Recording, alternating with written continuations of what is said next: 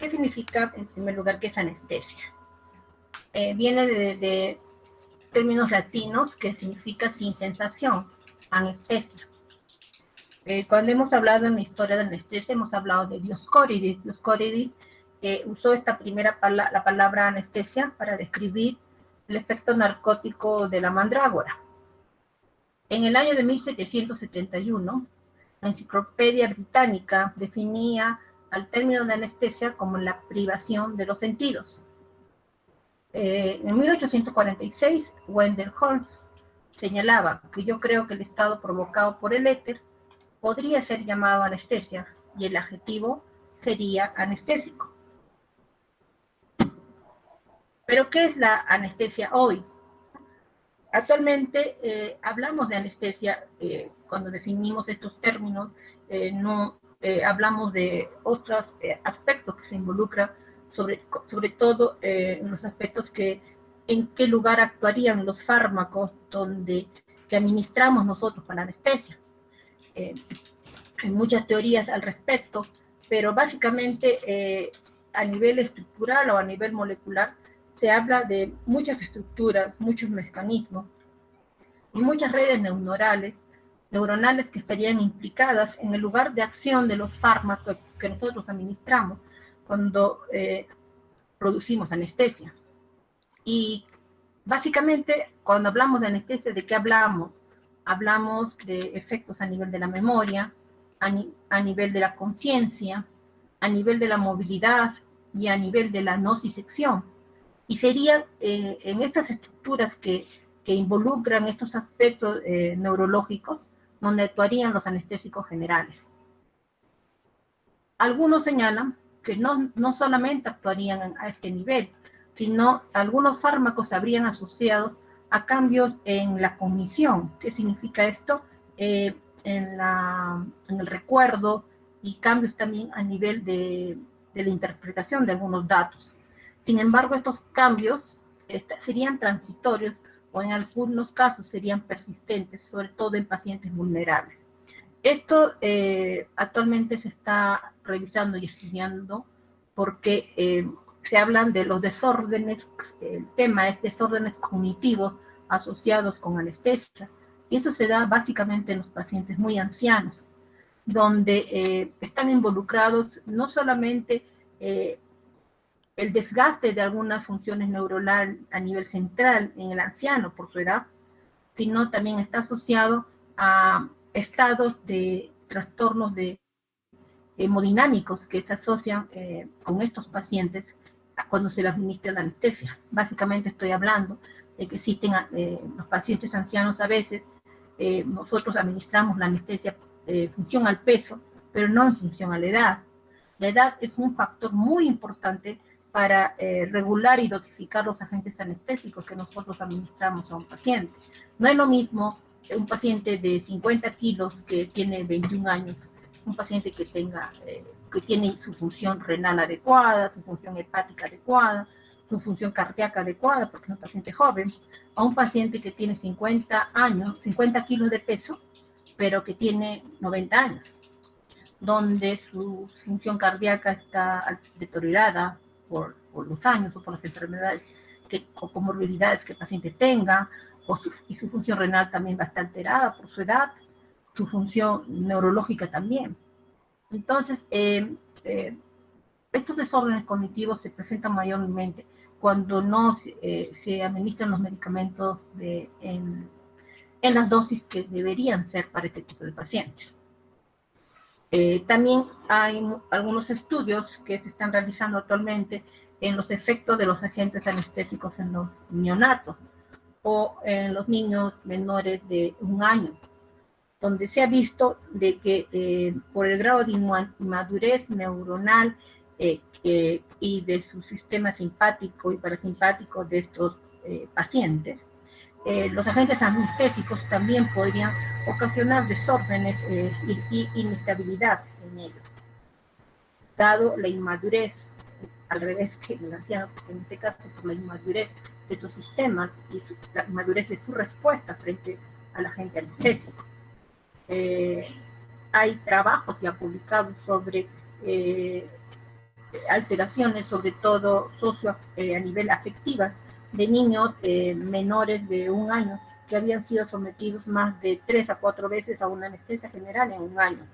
Entonces, estamos hablando de que a medida que se van utilizando nuevos agentes anestésicos y se va haciendo un monitoreo más adecuado de los efectos de estos agentes en los pacientes, y también se está estudiando más profundamente dónde actúan estos agentes anestésicos, es que estamos viendo de que los agentes anestésicos per se no son inocuos y que debemos saber manejarlos para poder, de forma correcta, para poder administrar a nuestros pacientes.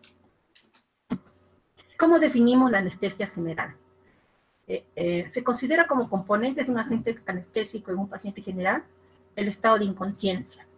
Este debe ser generado y mantenido farmacológicamente con los medicamentos que nosotros administramos, y una vez terminada la cirugía se debe dejar de administrar los mismos, y el efecto de inconsciencia debe ser reversible al término de la anestesia, cuando yo dejo de administrar este medicamento. Segundo, el paciente debe tener la imposibilidad de establecer recuerdos durante la cirugía. Es decir, el paciente debe tener amnesia. ¿Okay? Tercero, debe estar inmóvil, que es una condición que debe estar presente en una anestesia general, porque el cirujano necesita que el paciente no se mueva para poder hacer una cirugía rápida y segura. En suma, la anestesia general podría definirse como un estado reversible. ¿Por qué? Porque yo ceso de administrar el fármaco y las funciones que el paciente tenía al inicio se recuperan.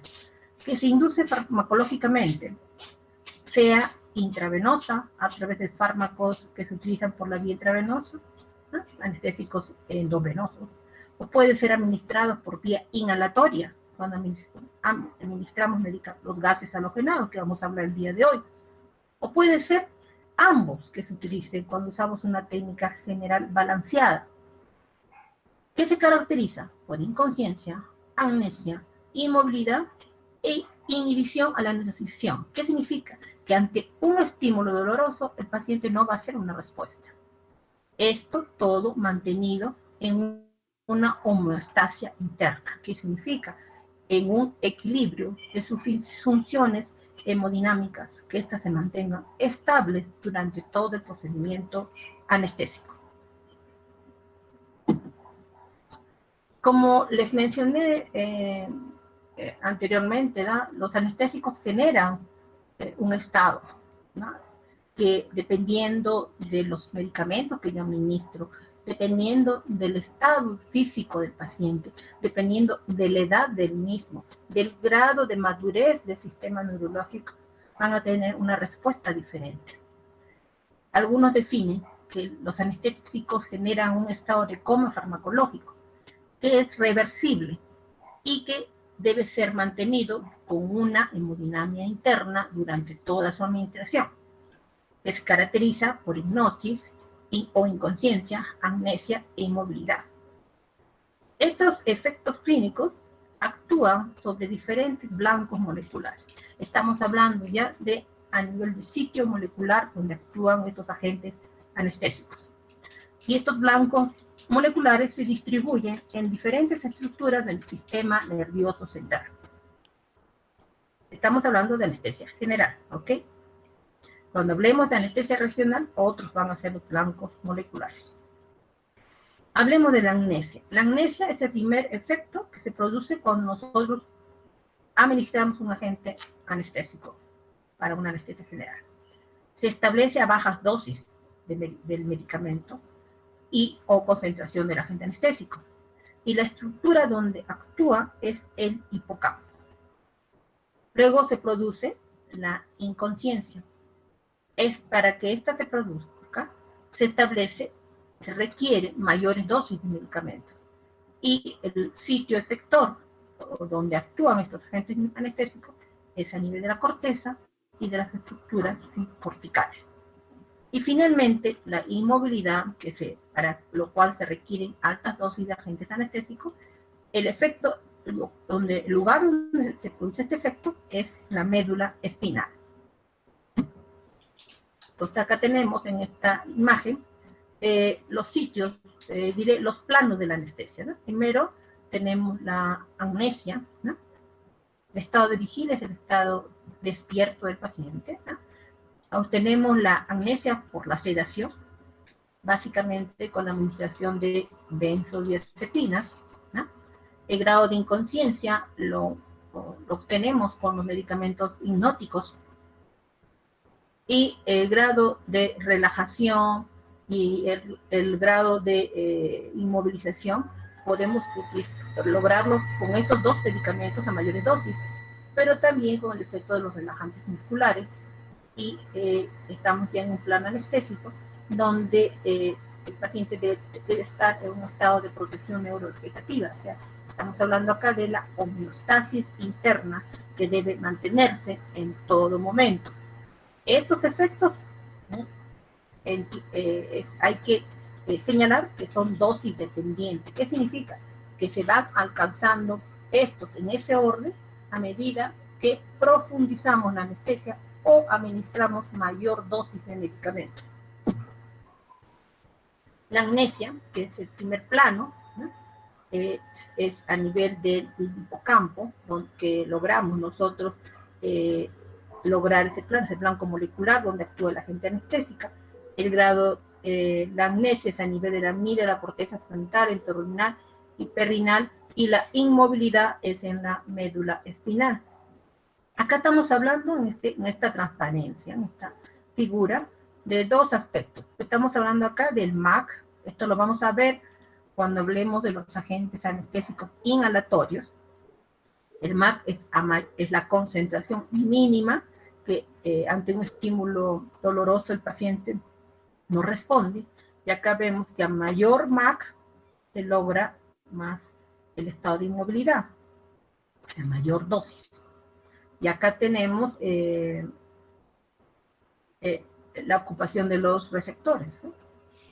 Acá también tenemos que los receptores, a nivel, tanto a nivel inhalatorio como de agentes endovenosos, el blanco molecular a nivel central son los receptores GABA-A, que se han determinado que son los receptores que median con la amnesia. Eso lo vamos a ver más adelante, nuevamente. La inconsciencia, no existe, dice, un consenso para establecer cómo los agentes anestésicos van a establecer la inconsciencia, porque actúan en diferentes flancos moleculares.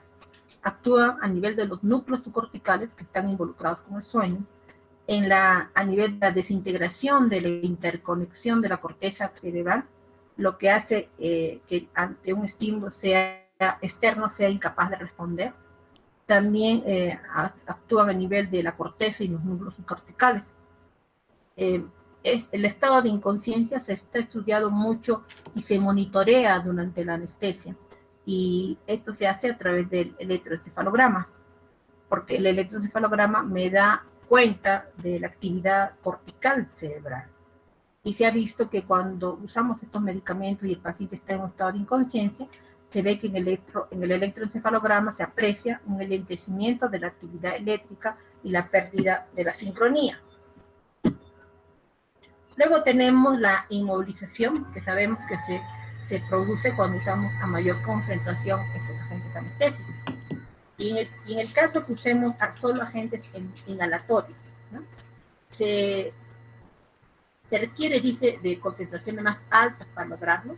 Existe un mecanismo que se produce a nivel de la médula espinal y no a nivel cerebral, y se correlaciona con una disminución de la excitabilidad de las motoneuronas de la médula espinal. En el caso de los agentes intravenosos como el propofol, se ve que a altas dosis de este medicamento se produce a nivel medular también una potenciación de los receptores GABA y los receptores glicina, que estarían involucrados en la inmovilización de estos pacientes. Acá tenemos el concepto clásico de anestesia. Es una pirámide donde tenemos la hipnosis, ¿no?, a la cabeza, que se induce por medicamentos, los barbitúricos y el propofol a la cabeza. que producen el estado de amnesia y el estado de inconsciencia. A mayor concentración de estos medicamentos, podemos alcanzar el plano de relajación. Y esto se realiza a nivel de la médula espinal. Y en el otro punto de este triángulo del concepto clásico de la anestesia está lo que es la nocicepción o el manejo del dolor. ¿A qué nivel entonces actuarían estos anestésicos generales? Volvemos a repetir, todos provocan una depresión del sistema nervioso central y modulan la transmisión sináptica tanto a nivel cortical, a nivel supraespinal y a nivel espinal. Antes de que tengamos los conceptos actuales, se estudió mucho a qué nivel actuaban estos agentes anestésicos. En el año 60, Edmund Egger estableció una forma de medir la potencia de los agentes inhalatorios y él definió el término de Mach, que es la concentración alveolar mínima, que es necesaria para prevenir el movimiento producido como respuesta a un estímulo doloroso, y clasificó a los agentes inhalatorios en función a su Mach. Estamos hablando en el año 60 de los agentes inhalatorios. Luego, en el siglo XX, ya la teoría de Meyer-Overton, que indica que el mecanismo de los agentes anestésicos generales es único y dependía de la liposolubilidad del anestésico. Sabemos que esto ya no es cierto, porque posteriormente ya en las publicaciones actuales, de 1980 para adelante, en el 84, Nick Brands y Bill Lip demostraron que no existe solamente un lugar donde actúan los anestésicos generales para hacer su efecto. Y también señalaron que no dependía de la liposolubilidad del anestésico, porque básicamente eran los lugares, los blancos moleculares donde actuaban, eran proteínas y no solo lípidos.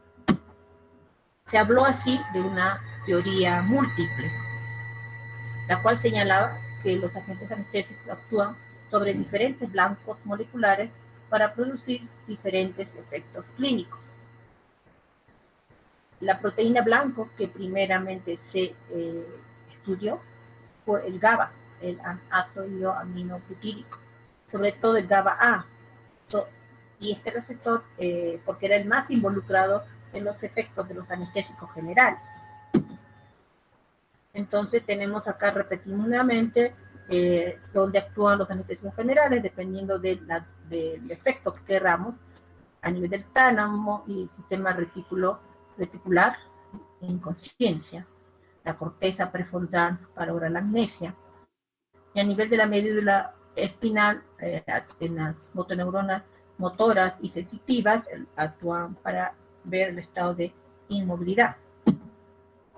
Entonces, los receptores GABA, que fueron los que más han estudiado actualmente, al activarse estos por el efecto del agente anestésico, va a disminuir la capacidad de las neuronas para generar un potencial de acción, y con ello la transmisión del impulso eléctrico. ¿Esto qué condiciona? Una disminución de la excitabilidad neuronal. Esto va a ocurrir tanto en receptores presinápticos como en receptores extrasinápticos. Los primeros localizados en la sinapsis y luego alrededor de la sinapsis. Y actúan en este receptor para generar diferentes efectos clínicos. Estos anestésicos generales algunos modifican muy ligeramente la excitabilidad neuronal. Y concluimos que el efecto anestésico se da en la sinapsis, donde pueden producir diferentes efectos clínicos. Pueden producir una inhibición presináptica de la liberación de neurotransmisores, puede inhibir también neurotransmisores excitatorios y puede intensificar la transmisión inhibidora. Entonces, los efectos clínicos de los agentes anestésicos pueden ser tanto bloqueando una conducción, puede ser de un sistema excitatorio, pueden bloquear de un sistema inhibitorio, o puede incluso intensificar la inhibición. Entonces, los efectos clínicos son diversos. Pese a las diferencias estructurales y las diferencia físico-química, los anestésicos inhalatorios e intravenosos son capaces de producir el mismo estado. ¿Qué significa? Que si yo utilizo un agente endovenoso y si yo, para lograr un propósito como sedar, yo puedo utilizar un agente inhalatorio también para provocar la misma sedación. Sin embargo, las concentraciones que yo requiero para alcanzar este efecto entre ambos agentes de anestesia general son diferentes.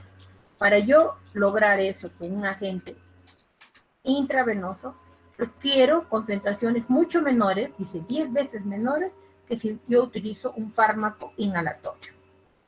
Entonces, eso lo vemos acá en este cuadro, donde tenemos el propofol, ¿verdad? El propofol, por ejemplo, necesito menor concentración si yo lo comparo con otro medicamento como un agente, como el Seborane.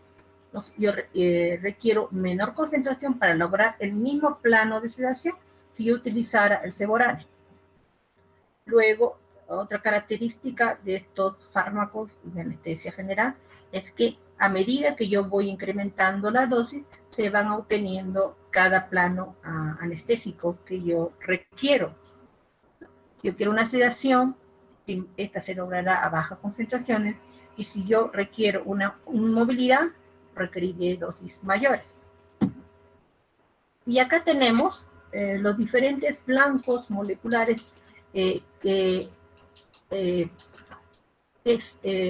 donde actúan los agentes anestésicos. Básicamente ahora, hoy día vamos a tratar más de los agentes inhalatorios. Vamos a hablar del Seborane, que estoy marcando con el puntero.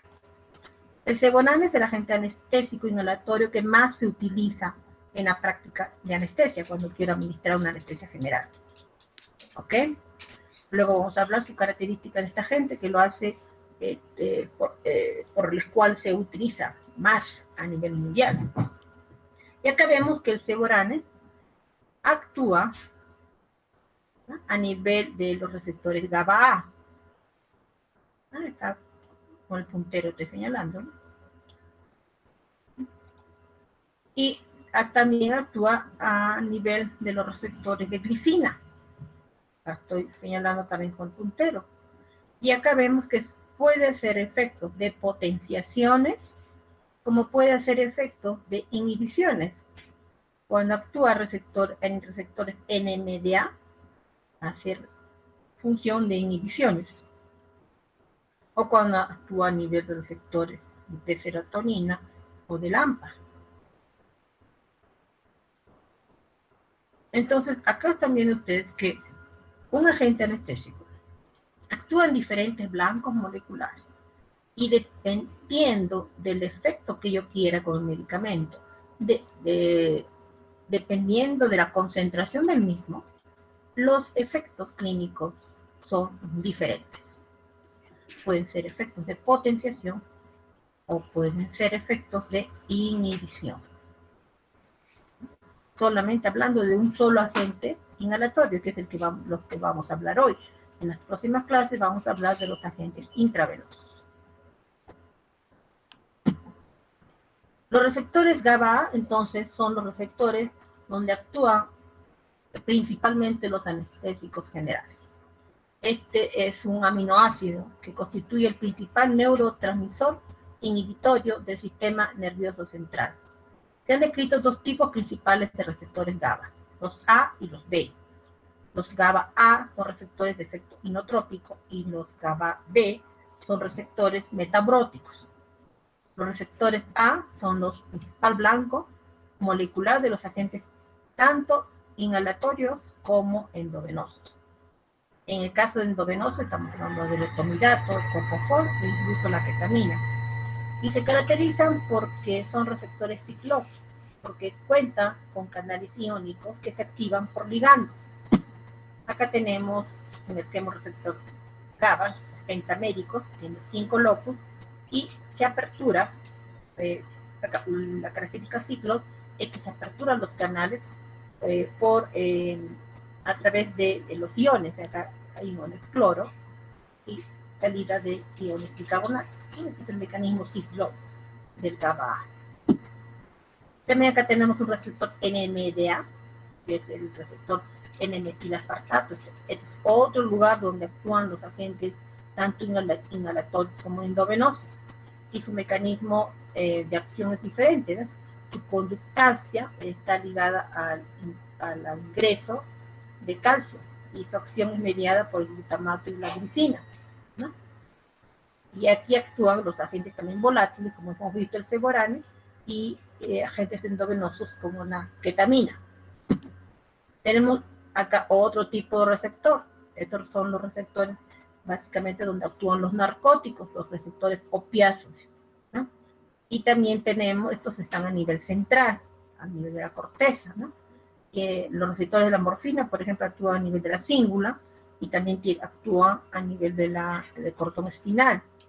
Tenemos también receptores adrenérgicos alfa 2 que están también relacionados con sedación, que son la desmetomidina y la clonidina, y estos actuarían a nivel también de la corteza, del núcleo parabranquial, de la formación reticular, ¿no? Del tálamo y del hipotálamo. Entonces estamos viendo que hay diferentes lugares donde actúan los agentes anestésicos generales y su acción también es diferente. Con respecto al receptor GABA, actualmente hay los estudios que se han realizado, se han detectado que existen 19 subunidades en el receptor GABA, pero el 60% de estos receptores tienen dos unidades, ¿no? Alfa, dos unidades beta y una unidad Y. El ligando endógenos GABA y se requiere dos moléculas del GABA en el receptor para que este se active. Los ligandos exógenos más conocidos son el metanol y las benzodiazepinas, siendo la subunidad A, alfa, crítica para el efecto del isoforano y la lutano. En el caso de los agentes endovenosos, el sitio de acción sería el beta 2, como el propofol y el etomidato. Otros bancos moleculares son los canales de potasio de dos poros, los receptores de NMDA, que ya hace poco les he mencionado, los receptores de glicina, que también ya les mencioné. Luego tenemos los canales catiónicos activados por la hiperpolarización y modulados por nucleótidos cíclicos, donde actúan los agentes inhalatorios, los canales sensibles de sodio, que también donde actúan los agentes anestésicos inhalatorios. Entonces vemos que existe una serie de lugares donde blancos moleculares donde actuarían los agentes anestésicos, pero la cabeza es el blanco molecular GABA. Ahora, existen algunas características que tienen los agentes endovenosos, que permite a través de esas características favorecer su administración, que es la sinergia. ¿Qué significa? Que cuando yo utilizo un solo medicamento, un solo agente intravenoso, porque esta característica es de los agentes intravenosos, yo para requerir un efecto necesito una concentración muy alta. Pero si yo balanceo, o sea, utilizo dos medicamentos endovenosos, yo puedo ir de manera balanceada, administro esta combinación de medicamentos, puedo yo aprovechar la sinergia entre ellos y utilizar al final menos concentración de estos fármacos para lograr el mismo efecto. Esto se ve mucho cuando se utilizan agentes intravenosos. Por ejemplo, cuando yo utilizo una benzodiazepina para hacer sedación, si yo asocio esta benzodiazepina con el barbitúrico o con el propofol, indudablemente que la dosis que yo voy a usar del hipnótico va a ser mucho menor para lograr una amnesia, un plano amnésico en el paciente o un plano de relajación. Esta es una característica que tienen los agentes intravenosos. Entonces, hemos hablado de tipos de anestesia general. La anestesia intravenosa pura, cuando yo solamente uso agentes intravenosos por una vía periférica. Tenemos la anestesia general inhalatoria, donde yo utilizo los agentes inhalatorios básicamente pura, no utilizo agente intravenoso, y tenemos la anestesia general balanceada, donde uso ambos agentes, uso intravenosos y uso agentes inhalatorios. que son técnicas de anestesia general. Entonces, cuando me pregunten a mí cuántas técnicas de anestesia general yo conozco la técnica general inhalatoria pura, la anestesia general intravenosa pura, y tengo la anestesia general balanceada, que es donde utilizo tanto agentes intravenosos como agentes inhalatorios. ¿Ok? Vamos a hablar ahora de la anestesia general inhalatoria. Nosotros, para poder administrar un agente general inhalatorio, necesitamos de una máquina de anestesia, como estoy señalando en el puntero. Necesitamos que esta máquina de anestesia esté conectada, cuente con vaporizadores, como vemos acá, como el puntero estoy señalando. En estos vaporizadores se colocan los agentes inhalatorios, ceborane, alotane, depurane y suprane, que vamos a hablar a continuación, que se mezclan con un ingreso de oxígeno al 100% y se conectan a un sistema circulatorio con una rama inspiratoria, una rama expiratoria, que son los corrugados, que se conectan al tubo endotraqueal a través de un tubo endotraqueal que es colocado en un paciente y llega a la vía aérea. ¿Ok? Ven ahí ustedes, llegan a la vía aérea. En la vía aérea, a través alveolar, se absorbe el agente inhalatorio por los capilares pulmonares al sistema arterial, ingresan al cerebro para hacer su efecto y luego sale, luego de hacer su efecto y ser metabolizado a través de la vía venosa.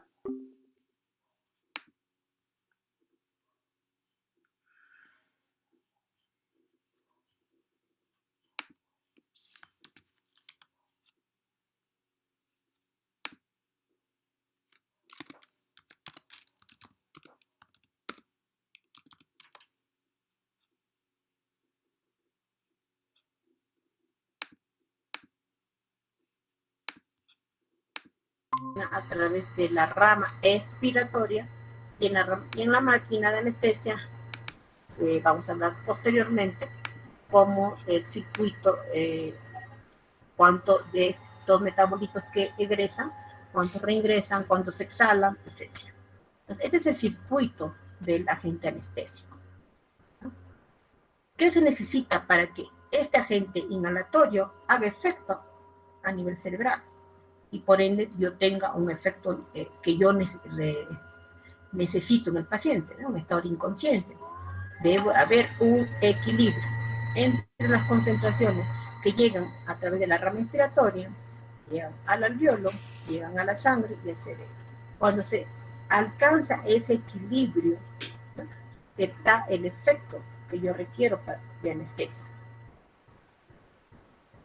¿Cómo yo logro este equilibrio? Logro ese equilibrio, primeramente, cuando yo administro ese agente anestésico en las concentraciones adecuadas. Segundo, cuando nuestro circuito está íntegro. Tercero, cuando este pulmón no tiene problemas de absorción de ese medicamento. Tenemos pacientes con patologías pulmonares que van a hacer que no sea óptimo el ingreso de ese agente inhalatorio a través del sistema arterial. Y tengo que tener también un sistema arterial indemne para que este agente anestésico llegue al cerebro. Entonces, los agentes anestésicos deben pasar por múltiples barreras entre la máquina de anestesia y el cerebro para lograr su efecto.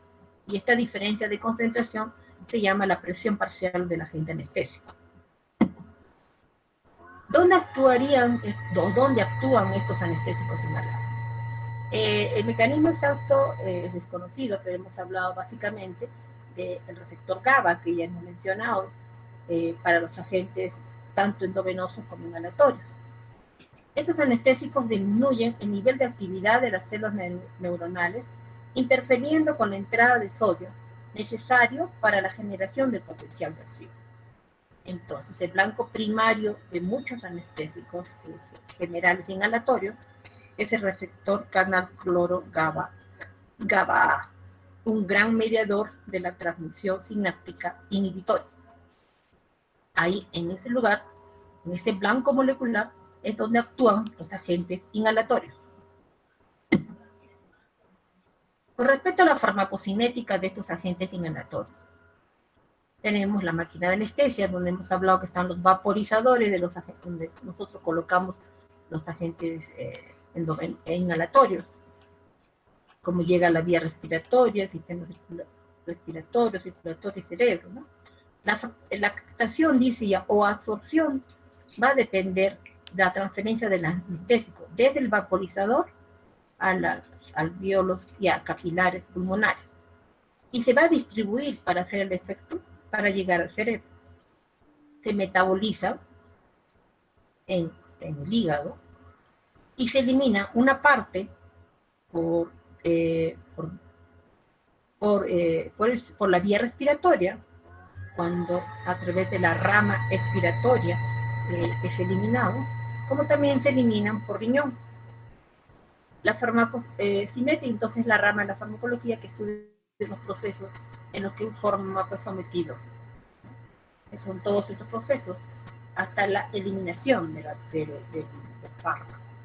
En el caso del agente inhalatorio, vemos que ingresa por la vía respiratoria y llega a nivel pulmonar, ahí se distribuye por el sistema circulatorio para llegar a su efecto a nivel cerebral, y a nivel cerebral es donde hace su efecto y se metaboliza en hígado, ¿no? Algunos se metabolizan, no se metabolizan y se eliminan por vía respiratoria, como también se elimina por vía renal. La concentración entonces del anestésico en el circuito, lo que hemos llamado la fracción inspirada, va a depender de muchos factores. Va a depender del flujo de gas fresco, significa de la mezcla que yo administro al paciente, la mezcla del gas más el oxígeno. Va a depender también de la frecuencia respiratoria. Si mi paciente tiene una mayor frecuencia respiratoria, indudablemente la concentración que se va a adquirir del agente anestésico en el circuito se va a alcanzar más rápidamente. Va a también depender del volumen corriente, o sea, de cuánto volumen le estoy administrando al paciente. Va a depender también de la absorción del circuito, lo que yo le decía, si existe un sistema alvéolo capilar indemne que me permite una rápida absorción del agente anestésico, y va a determinar también de la hemodinámica del paciente para ver desde el capilar pulmonar hasta su llegada al cerebro el tiempo que se va a demorar. Todos estos fármacos, todos estos son factores que van a determinar la velocidad del paso de los agentes inhalados a la sangre. Acá tenemos un cuadro donde tenemos en el eje Y los minutos para la recuperación y en el eje X las horas de la anestesia. Vemos que tenemos el agente anestésico desflorane, sevoflurane, isoflurano, alotano y éter. Vemos acá que en el tiempo, ¿cuál sería el agente anestésico que más rápidamente con el cual el paciente se despierta más rápido? El desflorano, minutos. O sea, acá, por ejemplo, puedo tener muchas horas de anestesia en el paciente y el paciente rápidamente se va a despertar una vez que yo desconecto la administración de este agente inhalatorio al paciente. Luego tenemos el sevoflurane, posteriormente el isoflurane, luego el alotano. El ET ya no utilizamos, ¿no? Pero veíamos que también el ET se demoraba, igual que el alotano, del paciente de despertarse luego de que se dejaba de administrar el agente inhalatorio. Esta es una característica que tienen los agentes inhalatorios ideales. Que el agente inhalatorio ideal es aquel agente en el cual el paciente se despierta más rápidamente después de que se deja de administrar. Y esto se debe a qué característica que tiene ese agente anestésico, a que no se acumula. Este agente anestésico ideal, el sevoflurane, que es el que usamos más actualmente, tiene esa característica de que no se acumula. Es un agente anestésico que no se acumula en grasa, que no se acumula en músculo, y por ende, este agente anestésico se elimina rápidamente y su velocidad de recuperación es muy corta. El paciente se recupera rápidamente, se despierta rápidamente luego que se deja de administrar. Vamos a hablar lo que es el CAM. Hemos hablado ya unos datos antes sobre lo que es la concentración alveolar mínima. Este concepto va a definir la concentración alveolar de un anestésico en forma de gas o vapor que tras un periodo de equilibrio, cuando se igualan las presiones, suprime la respuesta motora en un 50% de los individuos sometidos a un estímulo doloroso. ¿Esto qué refleja? Refleja la presión cerebral del anestésico. Es una medición de la potencia también de los anestésicos inhalados. Refleja una respuesta motora medular ante un estímulo. Sin embargo, esta concentración alveolar mínima no me va a reflejar la profundidad anestésica. ¿Ok? Tenemos, ¿dónde actúan estos agentes inhaladores? Actúan en el sistema nervioso central, produciendo anestesia, disminuyendo el índice metabólico cerebral, incrementando el flujo sanguíneo cerebral y en algunos casos la presión intracraneana. Sin embargo, esto es casi errático, ¿verdad? No incrementa mucho la presión intercerebral. A nivel pulmonar, broncodilata, sin embargo, provoca una sensación de picor y ardor, ¿verdad? Sobre todo los agentes, los que son más antiguos, ¿no? Tienen mayor pulgencia. A nivel cardiovascular provocan vasodilataciones, son cardioprotectores. Tienen efectos hepatotóxicos, sobre todo el erotano. Tienen efectos de nefrotoxicidad. Hay estudios que se hicieron con el sevoflurano, sin embargo, estos estudios actualmente se han desechado y a las concentraciones que actualmente se utiliza el sevoflurano en los quirófanos no han demostrado ser nefrotóxicos.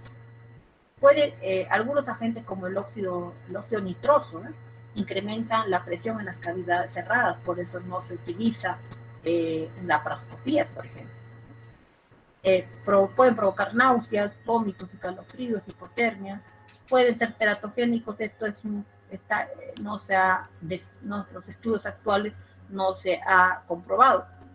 Y asociados con la succinilcolina podrían desencadenar el síndrome de hipertermia maligna. ¿Cuál es la clasificación? Estamos en agentes fluorados, ¿no? El isoflurane, teoflurane, deflurane, todos tienen en su molécula, tienen molécula de flúor. El alotano se considera como un agente halogénico.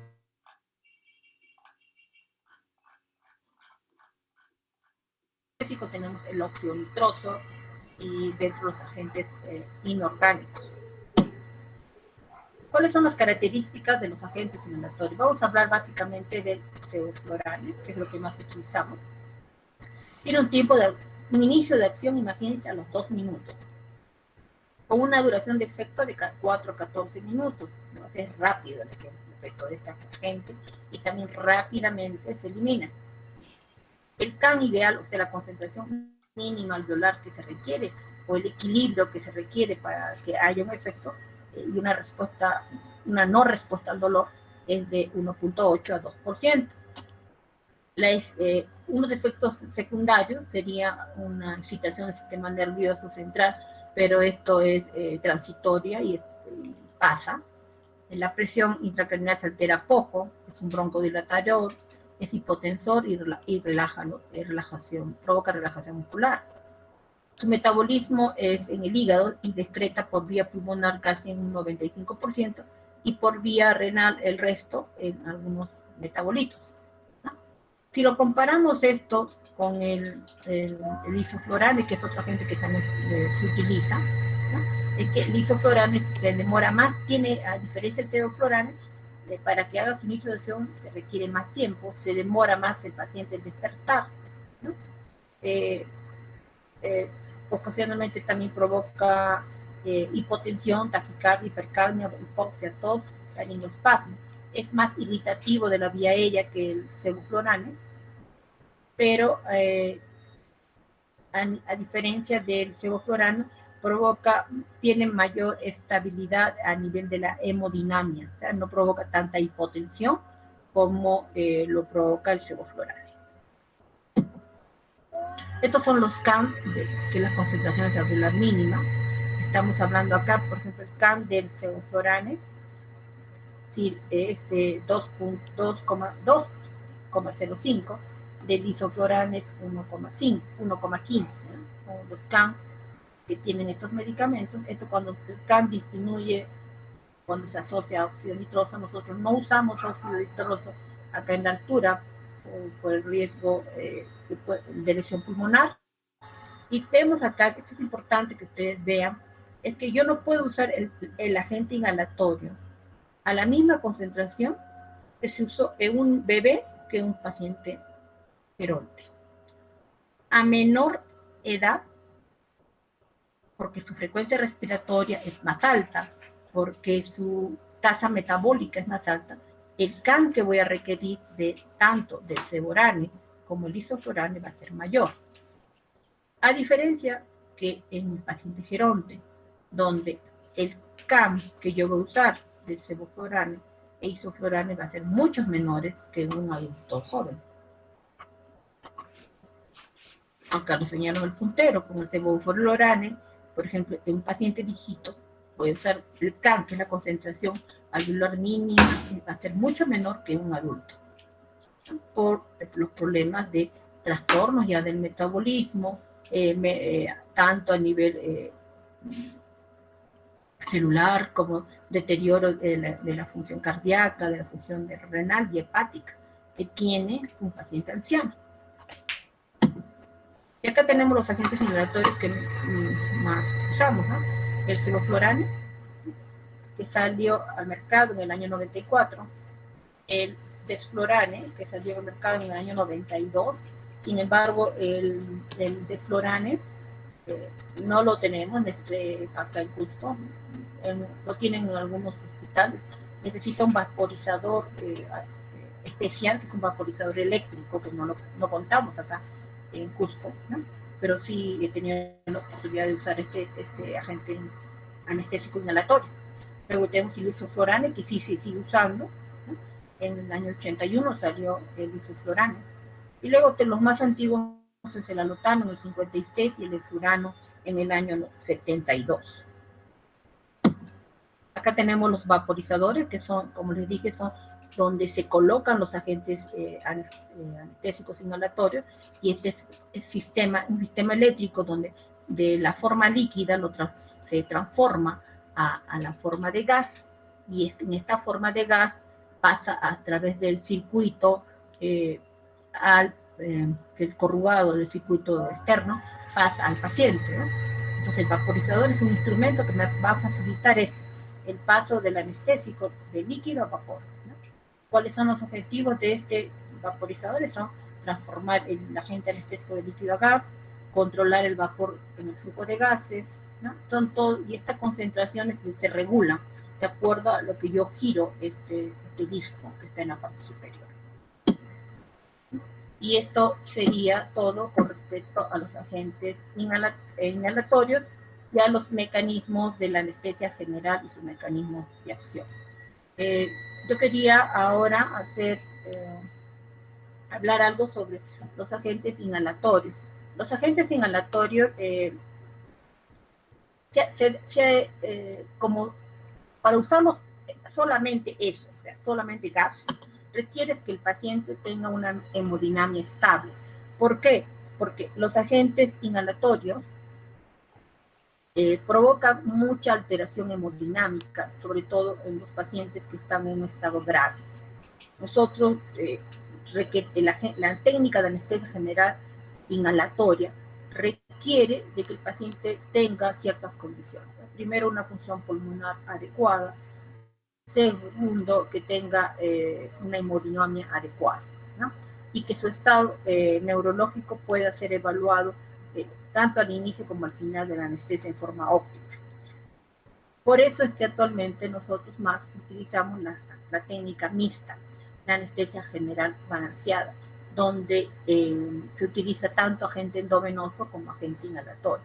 y el agente inhalatorio se utiliza solo para el mantenimiento de la anestesia a concentraciones de MAC, en algunos casos muy por debajo a lo que hemos visto nosotros aquí, que se requieren para obtener no respuesta al estímulo, porque asociamos durante toda la cirugía tanto agente inhalatorio como agente endovenoso para potenciar el efecto, hacer sinergia de acción de medicamentos y podamos usar cada vez concentraciones menos, tanto de agente endovenoso como de agente inhalatorio. Por la técnica como tal que se llamó BIMA, ¿no? BIMA era la anestesia ventilatoria desde la inducción y mantenimiento, que son las siglas en inglés, ya se dejó de usar, se utilizamos más la balanceada y actualmente existe toda una corriente que está estimulando a utilizar las técnicas endovenosas puras, que es lo que vamos a hablar en las siguientes clases de los agentes endovenosos. ¿Y por qué los agentes endovenosos están desplazando a los agentes inhalatorios progresivamente? Porque el agente endovenoso nos permite, con los nuevos agentes endovenosos que han salido al mercado, nos permite dejar de usar, por ejemplo, relajantes musculares, que sí se requiere cuando utilizamos una técnica balanceada, o sea, cuando mezclo ambos, porque acuérdense que para llegar al plano de relajación necesito más concentración. Entonces, lo que yo trato con la anestesia es no darle concentraciones muy altas, tratar de sinergizar ambos medicamentos, inhalatorio y endovenoso, para lograr un efecto. Para lograr la relajación se usan relajantes musculares. A la cabeza tenemos los relajantes musculares no despolarizantes. Estos se utilizan y con eso logramos la relajación. En el caso, cuando yo solo uso agente endovenoso y hago la técnica de TIVA, o sea, puro agente endovenoso, hay algunos agentes endovenosos que tienen características de relajante muscular, sin hacer su efecto en el mismo lugar donde hace un relajante muscular. Y esta capacidad, ¿no?, hace de que el paciente se despierte más rápidamente y no tenga rezagos o restos de relajación muscular, y que no requiera yo usar un revertor de relajación muscular para que este paciente empiece a respirar. Eso lo vamos a ver progresivamente, ¿no? Pero les estoy señalando que cada vez más se usa la técnica endovenosa pura. Por otro lado, se está dejando de usar mucho lo que es la técnica inhalatoria, porque en los quirófanos no tenemos un adecuado sistema de eliminación de gases. Ahora, ustedes dirán, ¿por qué necesito a qué? ¿En el quirófano se acumulan los gases que yo le administro al paciente? Sí, se acumulan, porque en la rama, hemos hablado de que por una rama entra el agente inhalatorio y por otra rama sale. Esa rama ingresa a la máquina de anestesia. Y esos metabolitos que exhala el paciente, acuérdense que un 95% del agente inhalatorio se elimina a través del pulmón, ¿verdad? Hemos visto acá en las diapositivas que hemos hablado. Pues eso ingresa a la máquina a través de la rama, del corrugado de la rama respiratoria. Y lastimosamente nuestra máquina anestesia, ¿qué tiene? Tiene un sistema que absorbe humedad y absorbe CO2, eso se llama la cal sodada. Absorbe eso está dentro de la máquina de anestesia, para que el CO2 que el paciente exhala, el paciente al momento de que el circuito, como está conectado, así, cerrado, eso va a ser reinhalado en el paciente. Entonces, hace que el paciente ya no reinhale su CO2, porque todo el CO2 se absorbe en esa cal sodada. Se absorbe también la humedad. Acuérdense que la vía aérea también exhala vapor de agua. Entonces, se absorbe humedad, absorbe CO2, pero no tiene la capacidad de absorber los metabolitos, los agentes inhalatorios que el paciente ha producido. Esos metabolitos deben salir a través de un circuito hacia la parte externa, es un circuito de absorción que debería existir en todo quirófano. Lastimosamente, esos sistemas de absorción de todo eso no existen en ningún quirófano. Y nosotros hemos hecho un circuito, hemos tratado de adaptarlo de tal manera de que eso salga hacia afuera, fuera del quirófano. Pero siempre una parte queda dentro del quirófano. Y al quedar eso dentro del quirófano, existe el riesgo de que el personal que está trabajando dentro del quirófano pueda inhalar esos agentes. Y eso estamos hablando del año 70, provocó muchos problemas, sobre todo cuando se usaba alotano. El alotano ya ha dejado de usarse por esa razón. Han visto ustedes en un cuadro que he presentado de la hepatotoxicidad que producía el alotano. El alotano es el mejor broncodilatador de todos los agentes inhalatorios que tenemos y conocemos a la fecha. Sin embargo, el alotano producía hepatotoxicidad en el personal que trabajaba en el quirófano y que diariamente usaba ese agente alotano para administrar la anestesia a sus pacientes.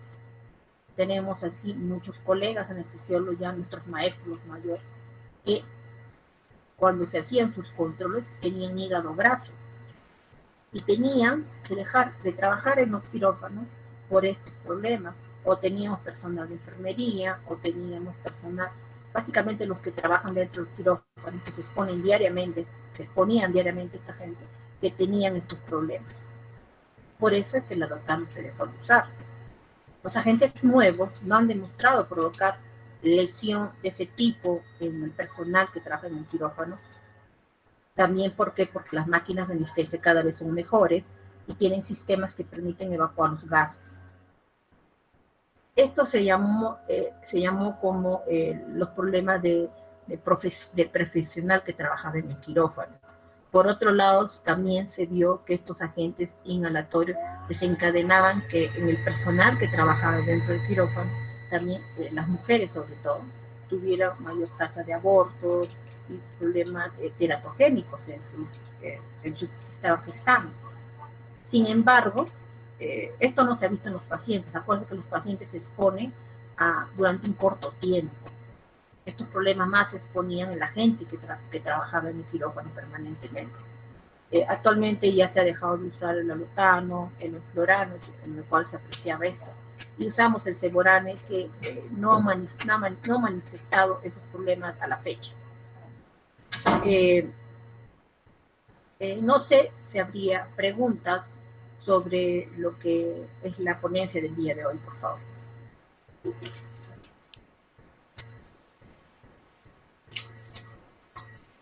Si no hubiera preguntas, voy por favor, a través del chat, mándenme la asistencia a los que han llegado tarde.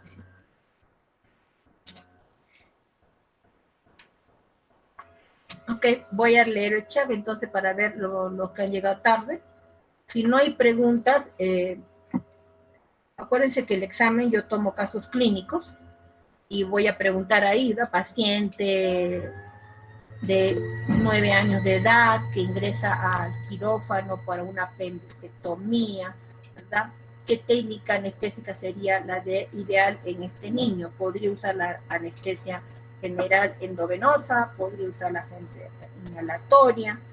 Ustedes me tienen que ahí señalar cuál sí y cuál no, por favor. Entonces, acuérdense que las preguntas vienen de las diapositivas, como también viene de los comentarios que yo hago en clase. Sí, estoy leyendo el chat, ahorita les voy a poner presente a aquellos que han llegado tarde. Si no hubiera preguntas, entonces chicos, los alumnos de práctica, tenemos la clase a las 12:30, ¿ya? De los grupos de práctica que están a mi cargo. Muy buen domingo, nos vemos con los alumnos de práctica posteriormente.